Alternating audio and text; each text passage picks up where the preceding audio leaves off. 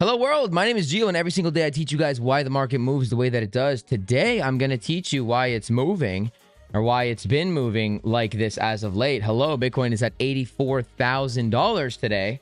And I want to implement a new rule on behalf of why the market is moving the way that it is right now, okay? So this entire move up, if we just look on exo charts here, okay? It's fancy, it looks complicated, it's not that complicated. But I'm going to show you here what's actually been happening on this move to the upside. These little bubbles on exo charts are called rect. Stupid name, but what this basically is showing you are where the liquidations are. And we know that the market moves for one of three reasons: to generate liquidity, which is ranging, to rebalance and imbalance, answers in the question, and to attack liquidity. What is attacking liquidity? Attacking liquidity is attacking stop losses. Attacking liquidity is attacking liquidations. What does this show you? Liquidations. Okay. So this exo charts can show you, this rect on exo charts can show you or give you a good idea as to where price may go. You know, oftentimes we're looking at market cipher. We say, okay, there's a white dot here, but why did this white dot in particular produce such a larger move than this one, for example? And we can identify that by looking at some like liquidity, because that's why the market moves, right? So what is this new rule that I have implemented? First, I want to just explain what we're seeing right now on the chart, okay? These dots are liquidations, and as you can see, price, these are candles, they just look fancy, but price, these candles attacked these liquidations, okay? So what has been happening this entire move? This entire move up has been fueled by new shorts trying to constantly short the all-time high. And you can see that because every time we sweep one of these bubbles, more bubbles are appearing, okay? The red are the short liquidations, the green are the long liquidations. And you can see here, so for example, on yesterday, right? I'm only on the 30-minute time frame, but yesterday when we put in the high at 81.2K, we had 150K, 100K in liquidations above us to the upside, okay? And then what did price do? Ultimately, it came back to attack those liquidations. After we put in the next wick here, we had 328 liquidations up at 82K. What did price do? It came up and tackled those liquidations. Now, this happens typically in every market, but whenever price is aggressively pushing to the upside and people are FOMO shorting, I'm going to call it, or like gambling rather, this is what constantly causes the price to continue to the upside. Look at here, for example, we had a big wick this morning, and then we had $2.1 million in liquidations above us after that wick was created. Now, in hindsight, the candle, it went right through it. But in real time, we wicked up and then we came down and people put their stop losses there, right? And their liquidations there. And so that's what we're seeing constantly over and over and over and over again. And as a result, it causes essentially the new shorts to continuously be getting squeezed. And this is why trading all-time high is very difficult. This is why I was telling you guys, how do I trade all-time high? I don't really look at levels.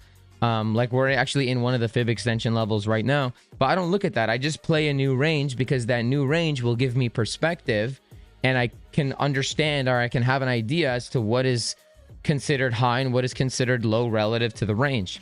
So on behalf of these shorts that have been getting absolutely decimated, the moment that you've been waiting for, why it is that I'm even making this video, my new rule is, on behalf of these guys, RIP. And I'll tell you, I did take a couple scalp shorts, but I did not get wrecked on this move up. My new rule that I'm going to implement on behalf of these people is, unless you are willing to put $1 million on the trade. Now, I don't know about you guys. I don't have $1 million, not even close. But, you know, slowly but surely, with consistency and discipline, the things that we teach in the Nexus, then, you know, I have no doubt that I will achieve my $1 million milestone. You know, I've only been trading for 3.5 years now. But my new rule is, unless you're willing to put $1 million on that trade, don't take the trade. Okay. And why am I making this a rule? I mean, obviously we're attached to dollar amounts. We're attached to money. You guys know I always preach to follow the percentages. I do not preach to follow the dollars because we do have an emotional attachment.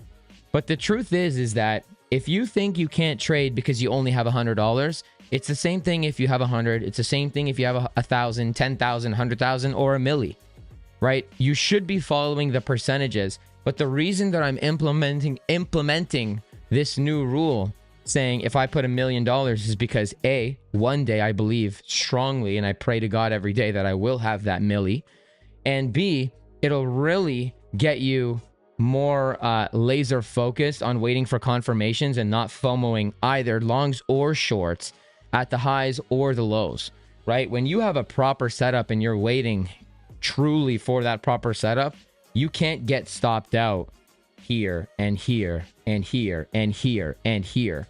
You can't be doing that. You're going to blow, otherwise you're going to blow your milli. And actually, if you can't trade with $1 million, then you're not ever going to have $1 million, right? So it's more of the discipline aspect.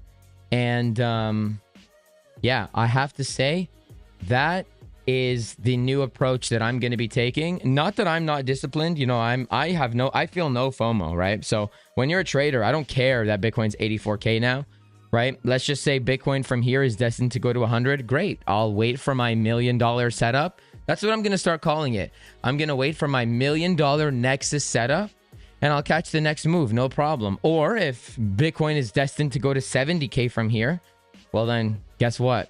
I will wait for my $1 million Nexus setup and take the trade from there. So today's video was a little bit different, but if you like the content, make sure to hit the like button and subscribe. If you loved it, consider joining the Nexus, the VIP Discord, where we do streams every morning. We go over our levels. I build a narrative, and we, you know, trade some of these crazy ass markets. We got futures traders in there. We got crypto traders in there. So this is not exclusive just to crypto. This is everybody and everything and whatever you can trade. Damn. Trading this gun show. Guys, I will see you in the next video. Take care. Peace out. Trade safe. Happy Monday. Have an amazing week. See you later.